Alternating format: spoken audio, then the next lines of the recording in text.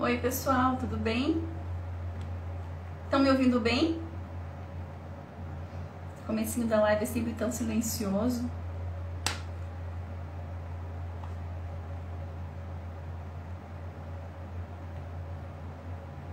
Estão me ouvindo, pessoal?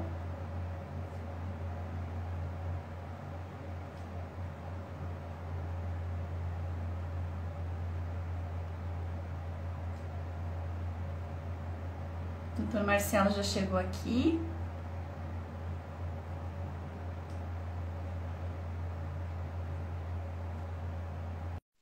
Oi, Letícia. Como você tá aí? Joia, doutor. Olá, tudo Aê! bem? Tudo bem, Tudo doutor? bom? Tudo bem? Quanto tempo? Nossa, quanto tempo, que saudade, meu Deus do céu, né? Quantos anos, né, doutor? É, 2013, né? 13. Ó, o Renato 2013, aí já é. entrou.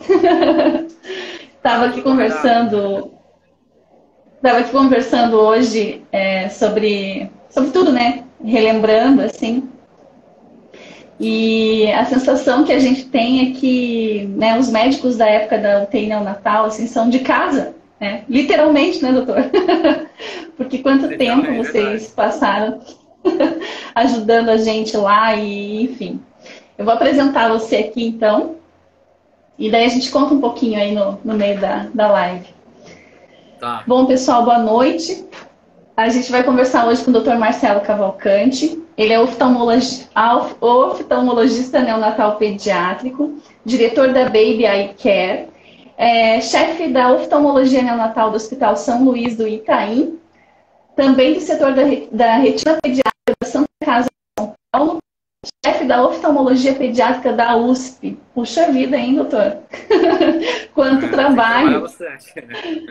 Seja bem-vindo. Ah, muito obrigado pelo convite, obrigado a todos presentes. Vamos falar um pouquinho, né, do olhinho, do desenvolvimento do olhinho de um bebezinho. Principalmente a gente vai focar um pouco no prematuro, né? Falar sobre a retinopatia da prematuridade, o que é, né? Quando o olhinho começa a desenvolver. Vamos bater um papo aqui. Bem legal. Vamos. Hoje, assim, o tema, né, eu coloquei como a visão do bebê prematuro, mas a gente vai abrangendo isso, né? É, Tem muita, é muita coisa para falar, né? infinito, né? Doutor, eu acho que está dando um pouquinho de atraso quando eu falo, então se de repente parecer que eu estou cortando, é por conta do atraso mesmo, eu estou Tá, sentindo isso. Então vamos lá. Doutor, vamos para as perguntas. Para quem não sabe, o doutor Marcelo ele foi oftalmologista do Léo, do meu filho, já desde pequenininho, desde acho que menos de um mês de vida. E o Léo ficou 5 meses na UTI, então a gente teve um longo período com o doutor Marcelo, quando morávamos em São Paulo. E agora a gente vai tirar algumas dúvidas aqui com ele. Então, doutor, assim, qual o período gestacional? Vamos lá, inicia a formação ocular. Acho que é legal a gente falar desde o comecinho, né? E quando que termina? então, é interessante essa pergunta, é porque fica mais fácil para entender a retinopatia da prematuridade. Então, o olhinho fica pronto no primeiro trimestre.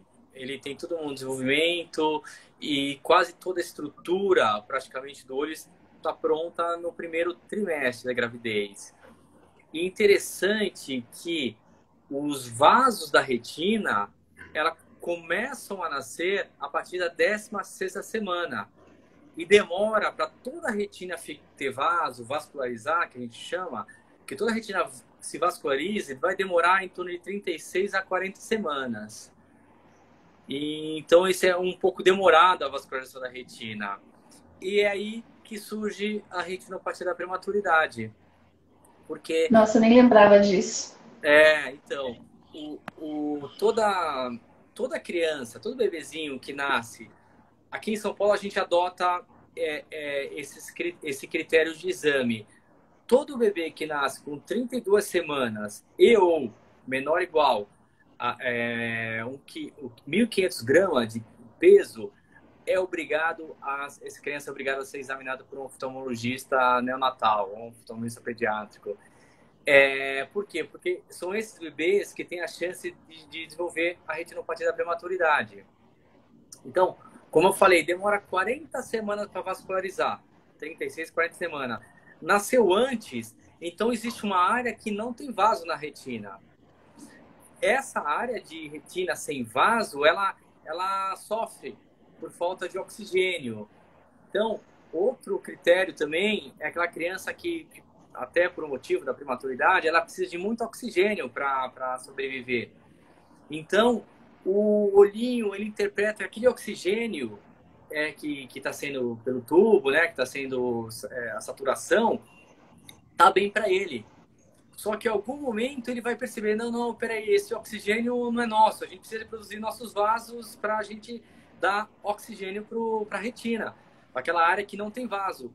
Em vez deles produzirem os vasos normais, que sai do centro do olho e vai até a periferia, ele desenvolve o que a gente chama de neovasos. O vaso, ele vai, em vez de ele crescer dentro da retina, ele cresce para fora da retina, ele cresce para dentro do olho. E com isso, com a evolução disso, você tem o descolamento da retina, onde a criança pode vir a ficar cega, né? Então, é por isso que é necessário uma avaliação do oftalmologista nesse período. Depois de um mês de nascimento, 32 semanas, menor ou igual, ou 1.500 gramas. Então, ou seja, quanto menor, né, quanto menor o prematuro, digamos assim, né, quanto mais, mais cedo ele nasce, na realidade, é assim? Eu acho que sim. Sim. E também tem a questão do oxigênio. Exato. E ele também tem a questão do oxigênio. Então, quanto mais tempo ficar com oxigênio, né, com a ventilação mecânica, mais delicado é. Sim. É isso, né? Sim. Existem outros fatores de risco para desenvolvimento, gemelares, criança, hemorragia intracraniana, broncodisplasia, tudo isso faz, né, um problema pulmonar que eles podem desenvolver. Então, tudo isso favorece o desenvolvimento da retinopatia da prematuridade, transfusão de sangue. Então, tudo isso favorece o desenvolvimento da retinopatia da prematuridade. A gente chama de HOP, tá? Para ficar mais fácil, a gente chama de HOP, a retinopatia da prematuridade. Tá. Bom, então, né, o doutor já falou o que é a retinopatia da prematuridade. E aí, tem cura, doutor? Qual o tipo de tratamento para a retinopatia? Tem cura, né? Vamos lá. Então, você tem uma área que não tem vasos, uma área que a gente chama de avascular, uma área que não tem vaso, uma área que os vasos estão crescendo, precisam crescer, precisa de oxigênio naquela área, e essa área, ela está sofrendo, ela está falta de oxigênio, a gente chama de hipóxia, falta de oxigênio. O que acontece? Começa a se produzir uma substância que a gente chama de VEGF, que é o fator de crescimento vascular.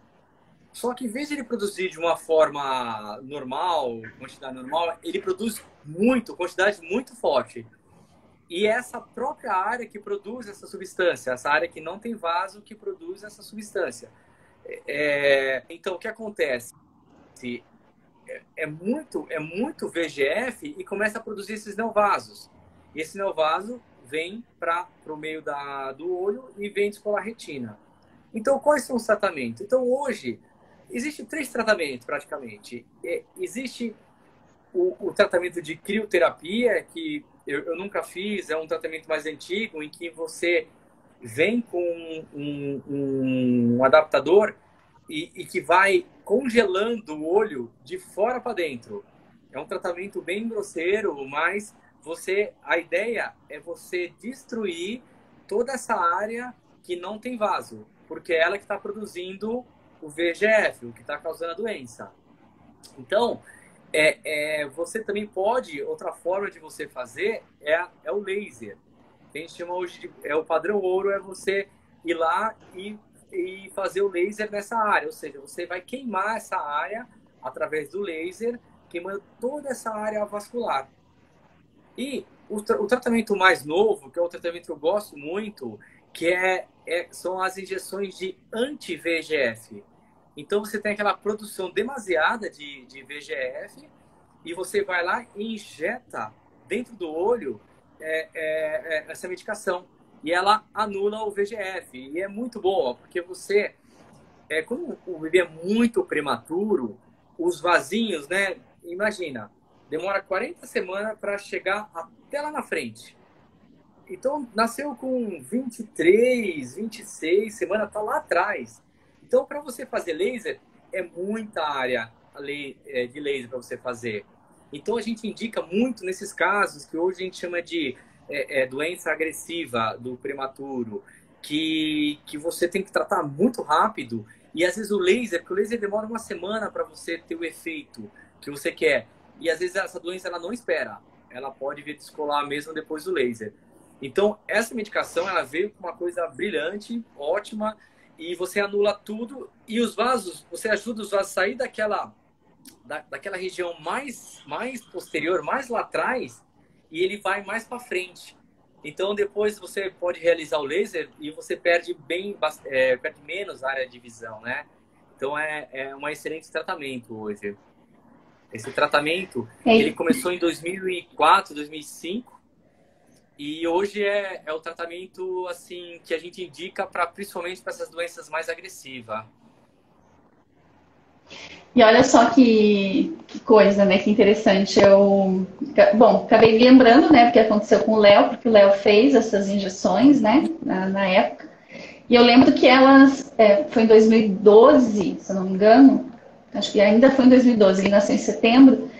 E eu lembro de uma discussão entre a gente, assim, uma conversa, né, sobre o receio das injeções na época, que a gente acabou fazendo conversando com vários, com neuro, né, a gente agitou o hospital na época, né, doutor, porque sim.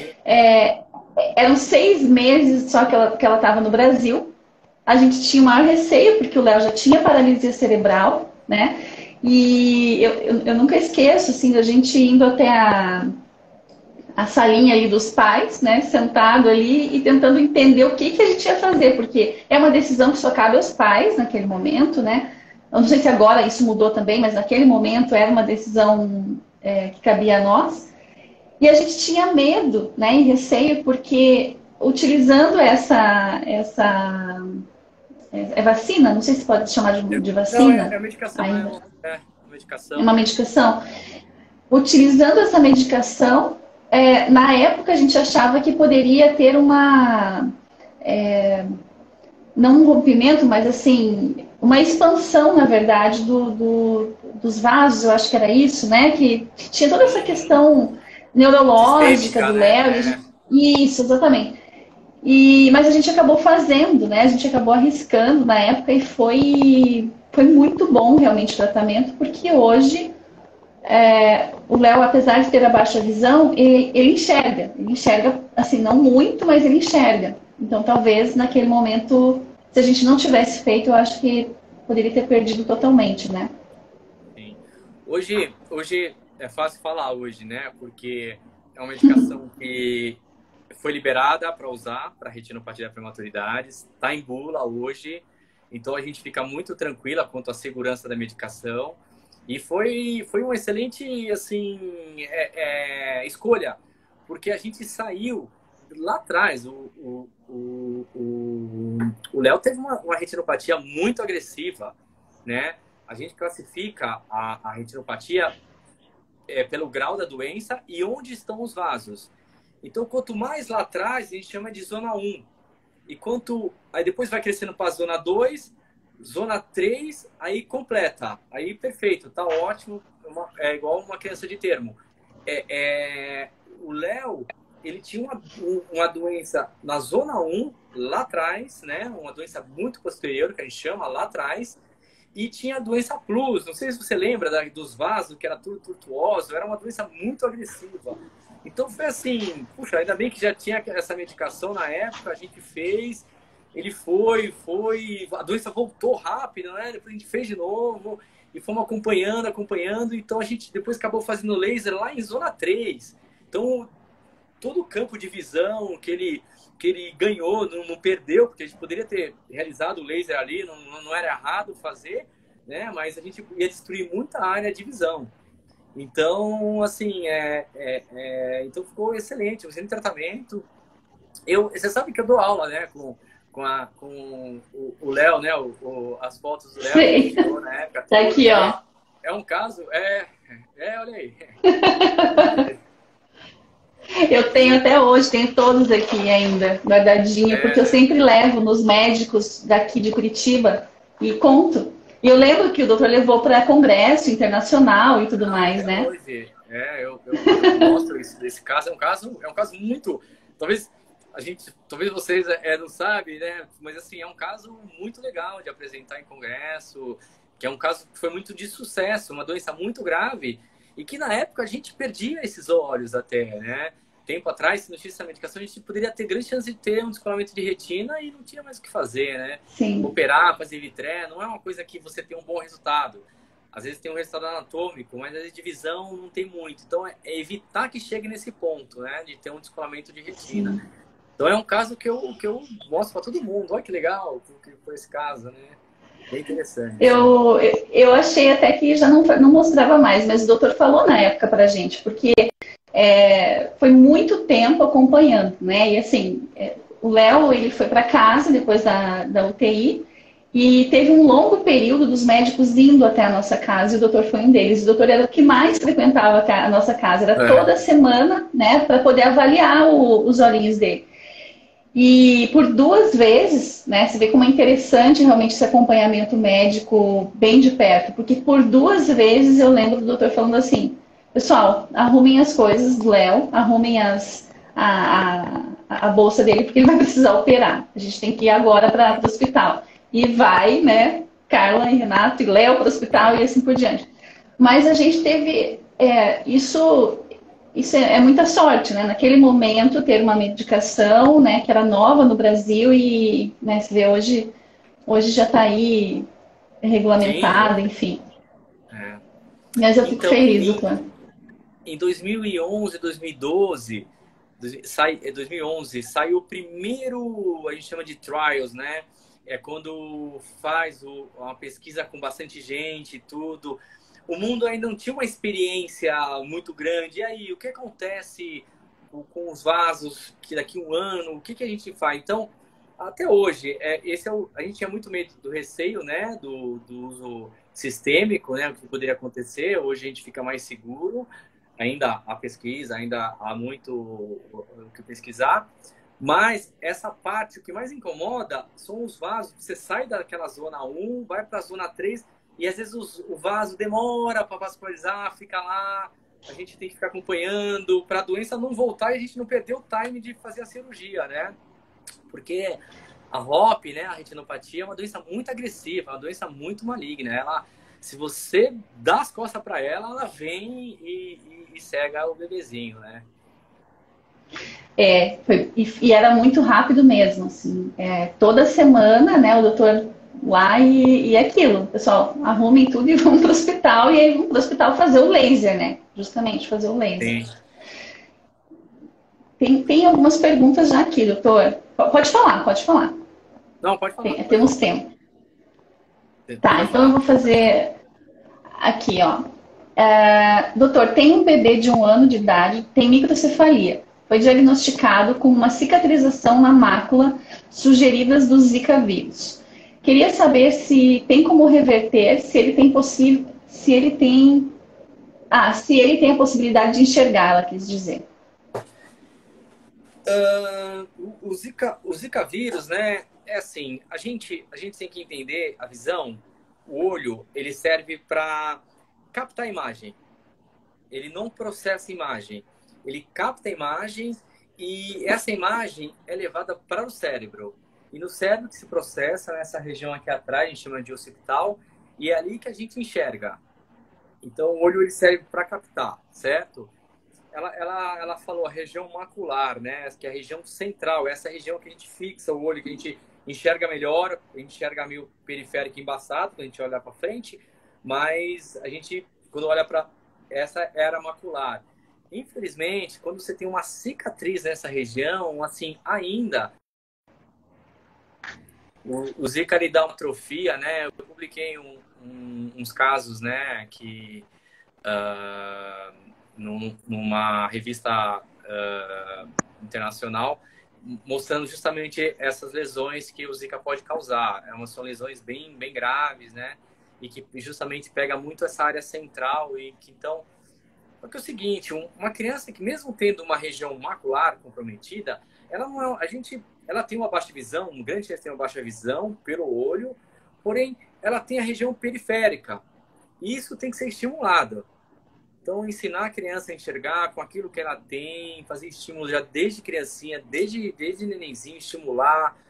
O amamentar é muito bom para estimulação, porque a criança ela fica olhando para a mãe aqui, dá de mamar, fica sempre brincando próximo. Há profissionais que ensinam muito bem isso, né?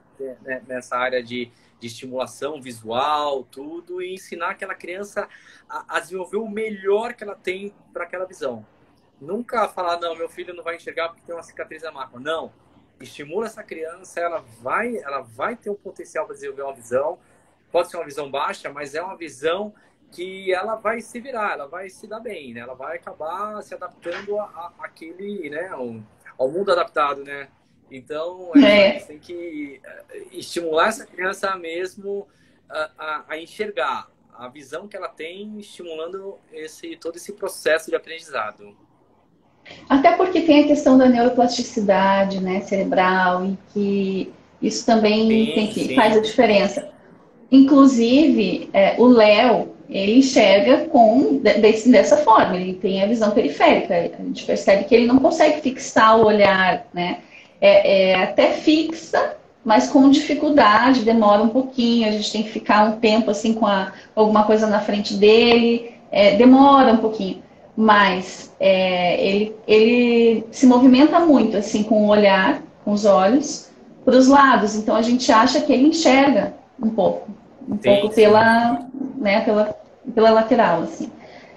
É difícil, não é fácil, né? A gente receber essa notícia, mas é interessante que, assim, no começo para mim foi bem delicado, né? Até porque, no caso do Léo, ele não tinha, bem no início, ele não tinha conexão do cérebro com o aparelho, né, visual. Não tinha nada. Então, assim, teoricamente não ia enxergar, né? Mesmo assim, a gente fez, né, doutor? Vocês fizeram todo o tratamento nele, pensando que, né, isso poderia ser revertido. E o primeiro exame que eu fiz, depois de todo esse tratamento no hospital, eu lembro que não deu conexão. E eu passei muito mal. Lembra? Eu passei muito mal. Eu fui para o hospital. Tanto que eu chorei naquele dia. Eu cheguei para o hospital, tiveram que me levar. Então, assim, a gente se desespera. Quando, na realidade, tudo tem seu tempo. E a gente, às vezes, não consegue esperar, né? Depois, eu fiz mais alguns exames, né? Nós, né, na verdade, assim, no Léo, até aqui em Curitiba, agora já faz um tempo que a gente não faz. E a conexão, primeiro veio de um olho, depois veio de outro, e hoje ele tem as duas conexões. Então é o tempo, né? Muitas vezes não na hora que a gente quer, é no tempo deles, né? É no tempo do cérebro também, né? Sim, sim. Eu vou entrar agora até para assim, ajudar todo esse pensamento agora, né? É o seguinte, uma criança, né? Não quer dizer termo, quando ela nasce, a visão não está pronta, ela enxerga muito mal, ela enxerga vulto. Aliás, eles nem abrem o olho, né, no primeiro mês, fica com o olho fechado o tempo todo. Todo tipo de visão a gente vai desenvolvendo até os 6 meses de idade. Então, tudo que tem que aprender do tipo de visão que nós temos, visão de silhueta, visão de cor, tudo vai aprender tudo aos 6 meses de idade. A gente percebe que a criança começa a olhar mais para a gente lá com 2 meses, depois com 4 meses, 6 meses, toda a visão está pronta. Dos 6 meses até os 5 anos de idade, a visão ela vai desenvolver, ela vai se aprimorando. Então, vamos dar um exemplo. Com 1 aninho, ela enxerga 20 metros, com 2 aninhos, ela vai enxergar 30. E assim ela vai até os 5 anos de idade, A gente vê que tem crianças que até vai além disso, para aprender tudo. Então, nesse período, é aquela estimulação que a gente deve fazer, principalmente nessas crianças, né, que tem uma dificuldade do aprendizado, de visão, tem essa conexão mais comprometida, neurológica. Então, é nesse período que tem que se dar um investimento maior. Então, a amiga falou, né, da cicatriz macular. Então, assim, é nesse período de 0 a 5 anos que tem que estimular, tem que ensinar aquela criança a enxergar o melhor. Porque é ali que ela vai aprender o máximo dela de enxergar. Do 0 aos 5 anos de idade. Então, uma criança que tem estrabismo, uma criança que tem diferença de grau, é nesse período que a gente tem que tentar consertar essa criança. Quer ver? Vamos lá, uma criança que enxerga com o olho torto. O que acontece? O cérebro enxerga duas imagens, a da frente e a do lado. Isso incomoda o cérebro. O que ele faz? Ele corta essa imagem, ele suprime essa imagem. Então, essa imagem do olho que está torto, ou que tem um grau diferente, por exemplo, tem 8 graus de miopia num e 0 no outro, não tem nada, esse grau ele vai enxergar embaçado. Então, ele não aprende a enxergar. Uma porque o cérebro suprimiu e outra porque ele não consegue ter o aprendizado. Então, muitas vezes o que a gente faz? Prescreve óculos, já viu criança com tampão. Para quê? Para você estimular aquela visão que está comprometida. A gente chama isso, quando a visão não desenvolve, a gente chama isso de ambliopia. Então, para você não deixar uma criança amblíope, às vezes um olho, então tem que ser nesse período de 5 anos para a gente consertar. A gente tentar arrumar esse olhinho para a gente espera desenvolver. Porque depois de uma certa idade, ele não adianta, não aprende mais. A visão já fechou o período de aprendizado, né? Mas criança é uma caixinha de surpresa, né? A gente não pode falar, não, até os 5 acabou, não. Com criança com 12 anos, eu falei, não, vamos fazer tampão, vamos estimular esse olho. E a criança desenvolveu a visão devido a um estrabismo, devido a um grau alto mesmo. A criança já passou daquela idade, então a gente nunca tem que ficar nessa regra. A gente tem que, vamos tentar, vamos fazer, porque tem uma chance grande ainda de desenvolver, né? O adulto é mais difícil. Isso que, para mim, é o diferencial de vocês, assim, doutor, porque, né, dos médicos que a gente conheceu, né, porque a gente percebe que tem médicos que é muito assim, sabe, focado no que a ciência, no que a medicina explica, né, e só. E a medicina não é exata, né? Cada pessoa é uma. Então, assim, eu vejo hoje coisas acontecendo aqui com o Léo que eu falo, gente, assim, eu falo para ele às vezes brincando, Léo, era para você estar fazendo isso lá quando você era bebê. Eu sonhei com isso e agora que você está fazendo alguma arte, alguma coisinha assim, ou até um murmúrio, assim, sabe? Que ele não verbaliza, mas ele vocaliza, às vezes ele dá um suspiro diferente, assim, que a gente percebe que ele está chateado com alguma coisa. São coisas assim que tá vindo agora, né? E que bom que tá vindo agora. E ele tá com 8 anos, então, quer dizer, teoricamente já não deveria nem nem aconteceria mais determinadas coisas assim com ele. Isso que é bacana. E aí tem uma pessoa que perguntou aqui, na verdade acho que é a mesma pessoa, ela agradeceu, né? Ela disse que ela mora em Manaus e ela já procurou profissional que faça o estímulo, né, em casa e, aliás, não em casa, o estímulo como um todo em Manaus, e ela não encontrou. O que o doutor pode falar, né, nesse caso, para ajudá-la? Porque ela mesma pode fazer esse estímulo, né, doutor? Pode fazer sim.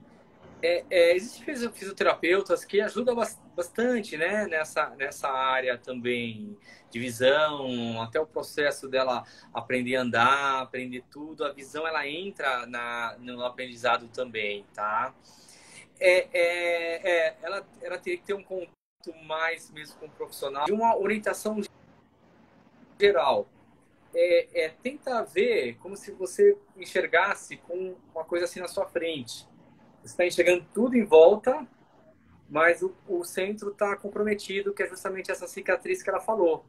Então, é tentar observar essa criança não com som, com coisas coloridas, um vermelho, uma cor mais forte, e ela vai procurar para aquela criança seguir aquela imagem, aquela cor, ela vai começar a ver onde a criança, qual campo da visão que essa criança tá olhando mais, que quando ela põe aqui, mas não pode chacoalhar, não pode fazer barulho, porque ela pode ir pelo barulho, mas ela às vezes fazia um movimento em silêncio para que aquela criança olhe, vê, aqui ela não olha muito, mas quando põe aqui ela olha melhor. Você saber qual é o campo de visão e com isso você estimular essa criança, quando for brincar com ela, você chegar muito próximo dela, naquela região, tudo, e ensinando ela as coisas, né?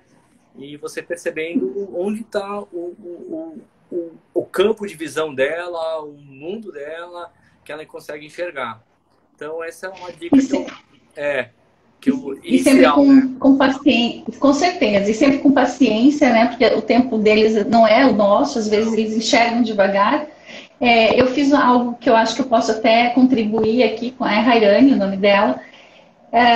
Eu imprimi várias fotos peguei na internet, assim, então era círculo em preto e branco, então vários círculos, um atrás do outro em preto e branco, aí imagens assim em preto e branco, que dava aquela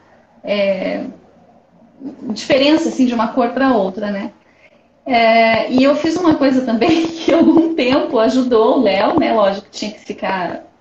Era uma terapia que eu fazia com ele, que eu comprei aqueles óculos de festa de casamento, sabe? Aqueles bem grandes, assim. Porque cansa a gente também, né? Apesar de parecer, as mães ficam horas, né, ali. Não é tão simples assim. E aí eu deixava todos os dias, assim, durante um tempinho, o óculos, esse óculos de festa, penduradinho assim na orelhinha dele. E ao invés do óculos ser furado, eu colei uma cartolina com as imagens que eu queria que ele, enfim, observasse, né? Eu não sei se deu resultado ou não. A gente fez isso durante um bom tempo. Hoje a gente percebe que ele tem mais a visão periférica, mas ele não tinha nada, praticamente, assim, no início. Então, tem que estimular, né? Tudo é válido, tudo é válido, tudo é válido. Esse que você falou do preto e branco, a gente chama do contraste, né? É assim que a gente mede a visão de um bebê. Existe um teste de Teller que é justamente ele vai colocando, quanto mais grosso, né, o preto e branco, a gente vai diminuindo e a criança vai perdendo interesse. Então, ela também pode fazer isso que você falou, de colocar o preto e branco, listras preto e branca, e ir colocando no rosto dele para ver se consegue seguir onde seguir, e a partir dali tentar ver, já que, né, seria o ideal seria ir com um profissional para justamente orientar isso daí, mas como ela não tem dificuldade, eu vou ver se eu encontro alguém em Manaus e depois eu te falo, Carla, e aí você passa para ela o Tá. contato, tá? Vou ver. Então, eu vou até pedir para ela mandar uma mensagem para mim lá no Instagram e aí a gente responde. Tá. Legal. Doutor, deixa eu ver o que mais. Bom, acho que a gente já falou bastante coisa aqui, ó. Sobre a diferença de orientação para o acompanhamento do oftalmologista de um bebê nascido a termo e um bebê prematuro, né? Com histórico de ROP, de retinopatia da prematuridade, né? Tem alguma coisa mais para falar, doutor, Sim, sobre sim. isso? Vamos lá. Então, vamos lá. A gente tratou o bebezinho prematuro ou não tratou. Ele teve a doença, mas a doença era regrediu e não precisou tratar. Então, tem essa forma e tem o bebê de termo, tá? Minha orientação, tá? Eu sou a favor de que todo mundo que nasce, quer dizer, existe já, né, essa recomendação que todo mundo que nasce é obrigado a realizar um exame que a gente chama do reflexo vermelho. É um exame que avalia se a pupila está vermelhinha ou branca, que nem aquelas fotos que a gente tira e o olhinho está vermelho ou não.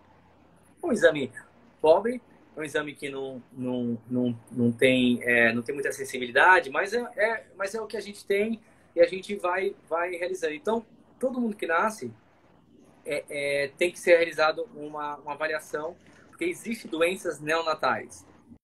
Doenças na catarata congênita, Deu uma coisa. glaucoma congênito, tudo isso. Tá.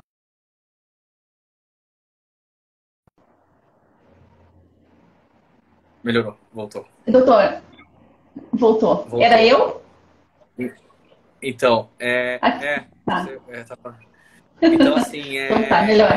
então, melhorou. Você tem doenças neonatais, né, como catarata congênita, então, glaucoma congênito, retinoblastoma, que é um tumor bem maligno no bebezinho. Então, você tem que tentar pegar essas crianças que têm essas doenças para você tratar. Justamente o que eu falei, nesse período de 0 a 5 anos, é nesse momento que você tem que tratar e tentar, né, recuperar o melhor da visão para essa criança. Depois, aí o prematuro, conforme vai desenvolvendo, a gente vai dando uma agenda para ele. Vamos supor que tratou, completou, já não tem mais daquele segmento, a doença regrediu. O prematuro, eu costumo inicialmente acompanhar a cada 6 meses. Conforme o que a gente vai detectando, a gente vai fazendo uma agenda para aquele momento. Então, se eu lá com 6 meses eu peguei uma criança com miopia de 10 graus depois que eu tratei a retinopatia da prematuridade. É uma criança que eu vou acompanhar mais de perto, uma criança que eu vou acompanhar cada 6 meses ou cada 4 meses. Eu vou acompanhar essa criança para ver como que esse grau vai se comportar. Se ele cresce rápido, se ele está estacionado, conforme eu vou mudando essa agenda para ele. Eu gosto de tratar muito de forma individual. Cada criança, uma criança, eu creio que assim a gente personaliza melhor o que cada um precisa. Uma criança de termo, vamos lá, para não errar. Então, uma criança, eu oriento, fez o exame inicial, 0, depois com 1 aninho tá tudo bem, não tem nenhuma alteração, não tem nada, tem um grau fisiológico. Eu oriento vir com 3 aninhos de idade. Ah, tá tudo bem com 3 anos de idade? Então agora vem com 5 anos de idade. Tá tudo bem? Porque então eu peguei toda essa fase em que se eu pegar alguma coisa aqui, eu vou conseguir consertar. Um estrabismo, um grau alterado, eu consigo mudar. Depois de 5 anos, eu oriento sim, vem com 7. Mas com 7 anos a criança já verbaliza: ah, mamãe, minha visão está embaçada, a professora tirou ele lá de trás, colocou na frente, está enxergando, aí você consegue orientar. Nessa faixa etária, é mais difícil ter doenças importantes para que a gente atue. Então, é mais difícil. Então, para não errar, 0, 1, 3 e 5. Aí a gente consegue resolver, avaliar direitinho a criança. E toda criança que vai no oftalmologista, é necessário que ela faça uma dilatação da pupila. Cara, quando você consegue, quando você conhece desculpa, a criança, então você consegue administrar isso. Mas o primeiro exame, sempre dilatar, fundo de olho, ver o grau dessa criança, fazer um exame completo. Não é fácil, é difícil. Tem que ter muita paciência com a criança no consultório, que chora, não gosta do colírio. Colírio e criança não combinam, tá? Então, vai pegar um colírio, a criança chora, reclama, umas mais, outras menos, tá? E o prematuro, que não tem nada, que não teve nada, eu peço para acompanhar uma vez por ano, até os 5 anos de idade. E aquele que eu tratei, conforme eu vou vendo o desenvolvimento dele, eu vou fazendo uma agenda conforme o que eu vou encontrando durante o exame, durante o acompanhamento. Doutor, agora eu me lembrei de uma situação. Uma vez em casa, né, a gente pingando o colírio, o doutor pingando o colírio no Léo, e a gente percebeu que ele começou a ter uns espasmos logo em seguida. Existe essa situação, né, da criança ter uma convulsão por conta de um colírio, que no nosso caso a gente percebeu que sim, e a gente não usou mais aquele colírio, né? Mas isso é comum? Não. Eu acho que o único caso que eu tive foi o Léo mesmo. Foi o Léo? Foi. É muito... O Léo é demais, né? Ele é o único caso em em todas as áreas. Nunca mais. Nunca tive. A gente usa três tipos de colírio, né? Para dilatar. O prematuro a gente usa 2 bem diluído, nunca vi problema. Quando não usa o concentrado, tudo, aí você pode ter um abatimento cardíaco, uma coisa assim, mas esse diluído, 0, nunca vi. Comecei essa experiência neonatal em 2005, eu nunca tive esse problema, tá? E o cicloplégio, que é aquele que a gente faz para ver o grau, esse assim, eu nunca tive também, mas a gente escuta uma coisa assim, mas é bem raro, viu? É bem raro mesmo. Não é uma coisa que a gente vê com, vou fazer com cautela aqui. Não é uma coisa que a gente palpa isso, né? É uma coisa bem tranquila. Acho que foi o Léo o único que Tá. eu tive mesmo com cicloplegia.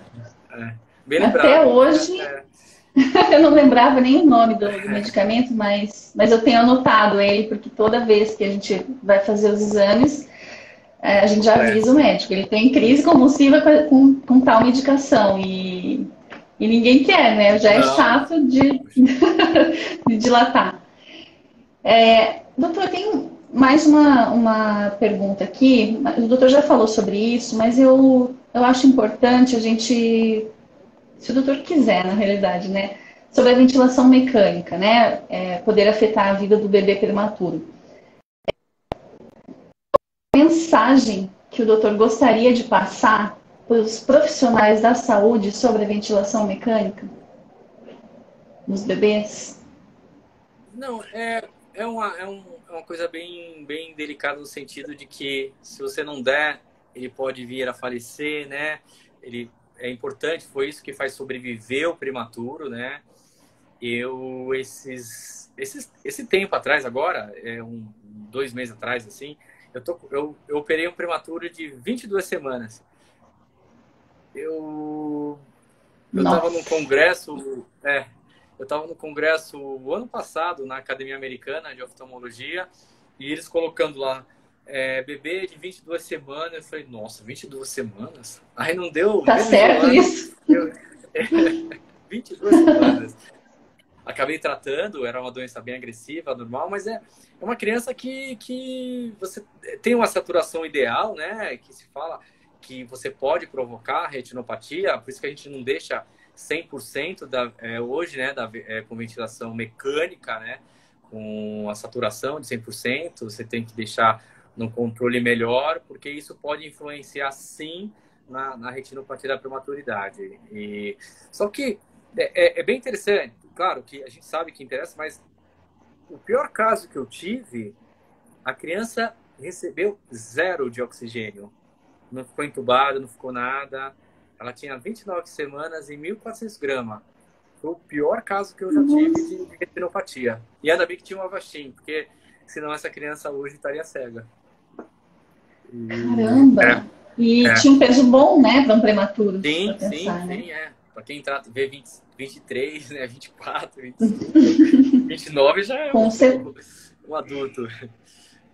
Eu pergunto assim mais no sentido de que a gente sabe como que é o dia a dia, né, numa UTI. E é tudo muito corrido, né? Então, assim, o ideal seria ter um médico por prematuro, né? E não existe isso, não tem como. Mas é aquilo, assim, o médico vai, abaixa um pouquinho ali o oxigênio para avaliar como está a criança, de repente não está bem, volta e assim por diante. Só que a gente sabe que não tem como fazer isso o tempo todo. Então, é mais nesse sentido, assim, de o oxigênio, né, a ventilação mecânica realmente faz mal para Sim, o prematuro, né? Então, assim, sim. isso é fato, isso é fato. Isso é fato. Existe um programa chama Koala, que ele fica insistindo justamente nessa, aqui em São Paulo, acho que é de São Paulo o programa, chama Koala, e fica avaliando, pessoal, baixa o oxigênio, né? Que às vezes é mais difícil de lidar mesmo, né? Voltando lá atrás, a gente falou o critério de exame de um prematuro, né? Porque tem risco de retinopatia de prematuridade. Aqui em São Paulo é de 32.500 gramas, né? Menor ou igual. Em alguns estados eles aumentam. Em outros países já chega de ser 34 a 2.000 gramas. Que é justamente pelos cuidados neonatais que aquela região, aquele país tem, onde entra o oxigênio também, e que você tem uma chance maior, um risco maior de ter a retinopatia da prematuridade. Então, isso é uma coisa que os cuidados neonatais, ele é muito importante para desculpa, a retinopatia da prematuridade, sim. Então, muda muito o critério de exame. Até por Entendi. isso. É bacana. A gente falta um pouco ainda, mas bom, doutor, assim, se for falar um pouquinho dos pais, né? A gente já conversou sobre isso também, mas o que dizer aos pais, às famílias de bebês prematuros, né? Quando os bebês ficaram, né? Ou vão ficar com alguma sequela oftalmológica, assim. Qual a mensagem que fica para esses pais? Antes de tudo, né, eu considero pais de prematuros são pais guerreiros, né? A gente vê aqueles pais que ficam ali dia a dia ali naquela UTI, que não é fácil. Só quem passa sabe o que é. Não é difícil a gente falar, é assim, assado, eu passei por isso. Não adianta. É só quem passa. E de repente você, naquele bebezinho, né, que a gente, é só um bebê pequeno que nasceu antes da hora, mas não. É um bebê que tem bastante complicações, né? Pode ter bastante complicações. E de repente você vê neuro, você vê cirurgião, você vê oftalmologista, ou nossa, precisa de tudo isso para um bebezinho, né, pequenininho. É um bebê bem, né, não é só um bebê pequenininho que veio antes, é um bebê que ele pode ter sido complicação, né? Então, assim, são pais guerreiros, é do mesmo jeito que não desistiu de nada desde o começo, é continuar estimulando, é continuar indo, vai no oftalmo, vai naquele né, que tem essa experiência, que é da área, que entende do assunto, para tentar dar o melhor do que o bebê enxergar, para ele melhor adaptar. Esse exemplo que você dá dessa integração com o Léo, tudo isso aí, puxa, para eles é o que eles têm de melhor, né? Não é, às vezes, não é o médico lá, cheio de título, cheio de quê, mas esse carinho, essa proximidade, que é isso que é o que faz a diferença para os bebês prematuros. E isso, para mim, é bem claro e vocês são guerreiros demais, assim. Mas a gente também é muito grato, doutor, porque nesses longos 8 anos aí do Léo, né, que na verdade foram bastante situações que ocorreram, Nossa, 8 anos, a tá? gente 8 anos, nossa, muito tempo. A gente se considera assim pessoas de sorte, porque tivemos bons profissionais, né? A gente está tentando trazer todos os profissionais daquela época agora, né? Para que tem muitos pais que não têm acesso realmente a profissionais de ponta. Então, essas lives, por exemplo, assim, né? Dicas que são dadas, às vezes para a gente é uma coisa muito normal, muito simples. Mas com certeza a gente está ajudando outras famílias né, que precisam realmente de um apoio, que precisam, às vezes, uma dica tão simples, né? Então, nós somos muito gratos assim pelos profissionais. A gente não conseguiu até se despedir na época, né, doutor? Porque a gente veio para Curitiba, no final das contas foi tudo tão rápido. Mas a gente tem uma gratidão imensa assim por você, né, e pelos demais. E eu também. Tem mais uma pergunta aqui, né? Antes da gente finalizar, ainda tem um tempinho. Talvez, de repente, a gente ainda consiga ajudar mais uma pessoa. Minha filha prematura de 28 semanas se desenvolveu bem, visão, né, no caso, até os 3 anos, 3 anos e meio. Começou a regredir em setembro de 2019, confirmou que teve contato com citomegalovírus, sífilis, mancha na retina. Essa é a informação dela. Ela não fez uma pergunta, assim, ela só disse, na realidade, o que aconteceu com a filha.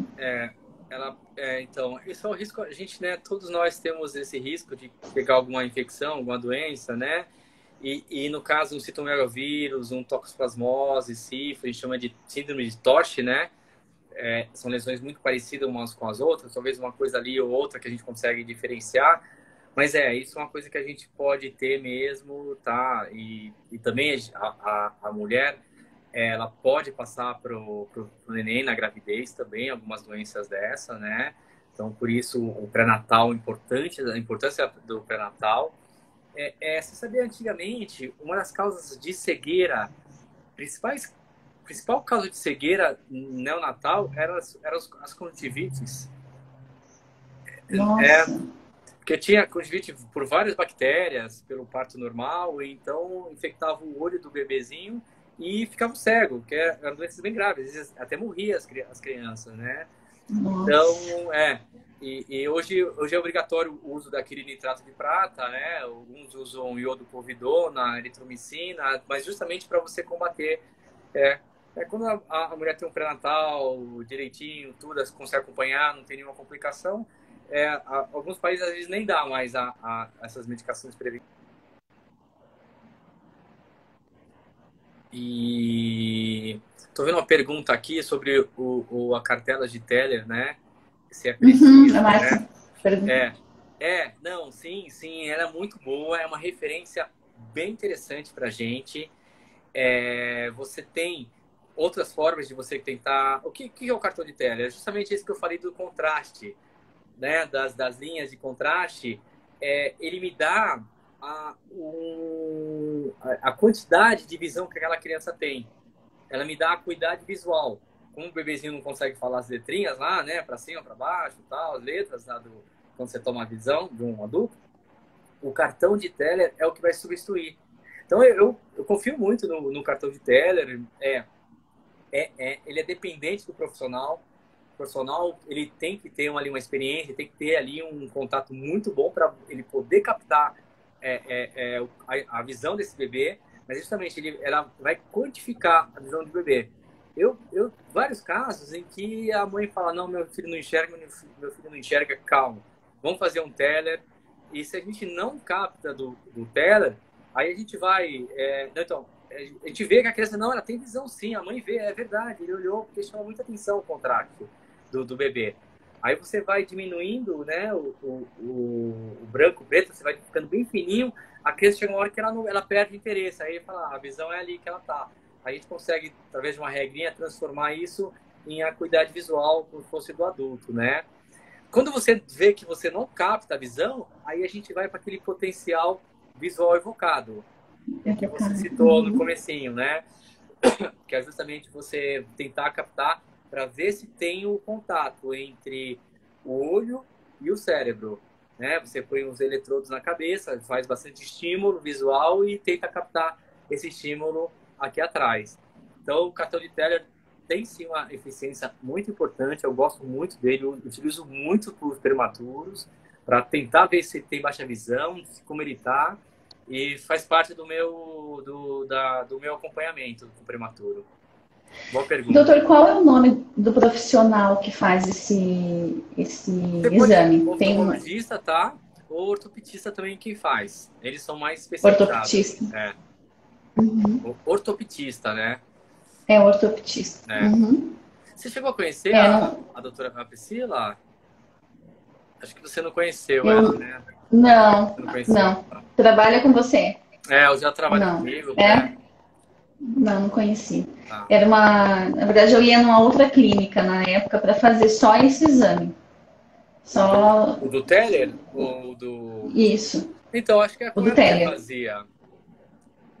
Eu não lembro se o nome dela era esse, eu não lembro. Mas eu acho que... Uma ruiva? Eu acho que sim.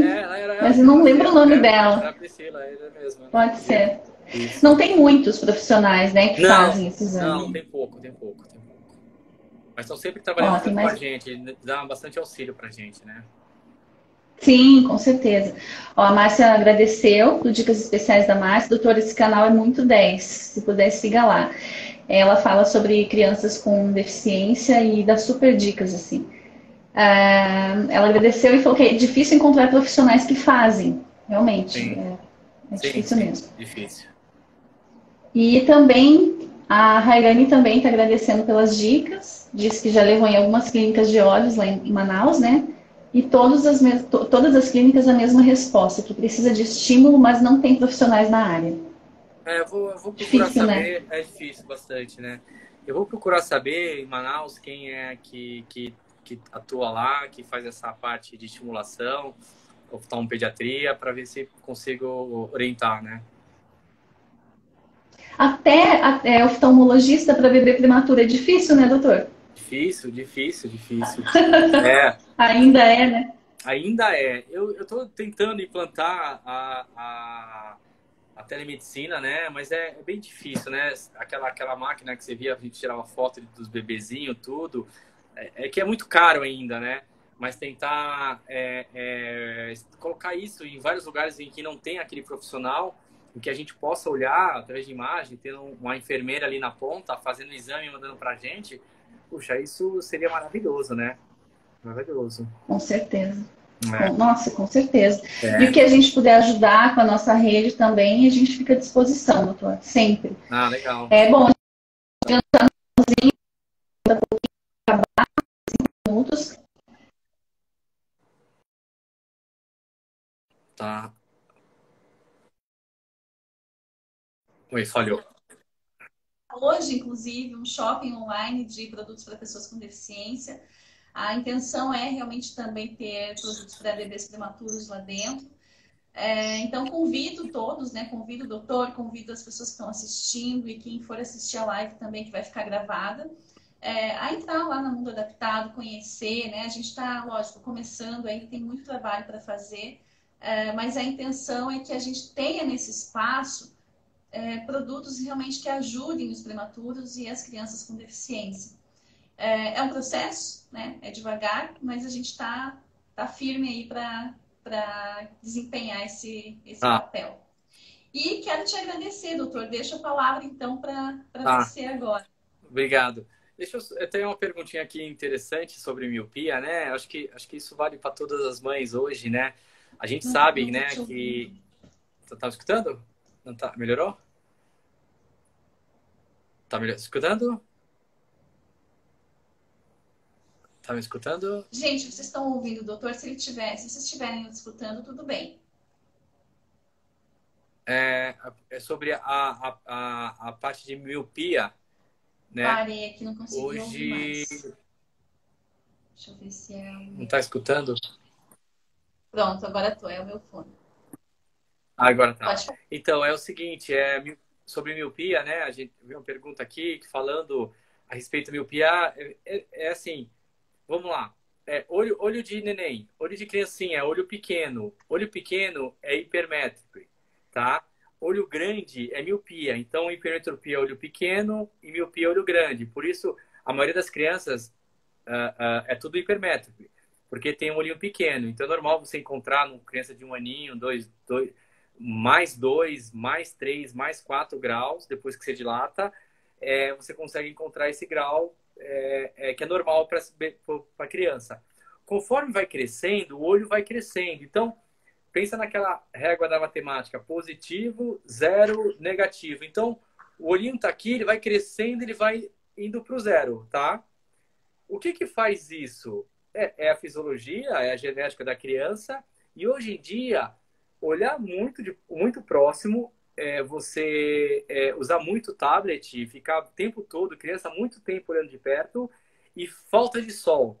São duas coisas que a gente orienta, tentar orientar os pais. Não, pai, não deixa muito tempo com tablet e vai para o sol, porque senão o olho cresce e dá essas miopias que a gente chama de miopias progressivas, que estão aumentando muito no mundo inteiro. Então a gente orientou, de 0 a 2 anos, tentar o máximo de não usar tablet nenhum, 0. E depois de 2 anos, 2, 3 horas por dia. Mas é o perfil hoje até do jovem, né? Ele fica o tempo todo em casa olhando de perto, né? Então o olho vai crescendo. Então, além da genética, você tem essa parte aí externa que pode provocar. Mas muito obrigado pelo convite, tá? Estou sempre à disposição, o que precisar, tirar dúvida, tudo. Fique à vontade. Obrigada, doutor. Nossa. O Renato mandou aqui um abraço do doutor, falou que está com saudades, vamos falar. Então, assim, de coração, obrigada por tudo, né, que o doutor já fez pelo Léo. Nós somos realmente muito gratos. E agora, que bom que eu estou conseguindo falar isso, né, nesse momento, tanto tempo depois. Mas a gente tem uma gratidão imensa por você. Muito obrigada. Muito obrigado, viu? Um grande abraço, Renato. Prazer vê-los, né? Tudo de bom para vocês. E um abração para o Léo. Obrigada, doutor. Um abraço também. Tchau, pessoal. Obrigada. Tchau. Até mais. Tchau, tchau.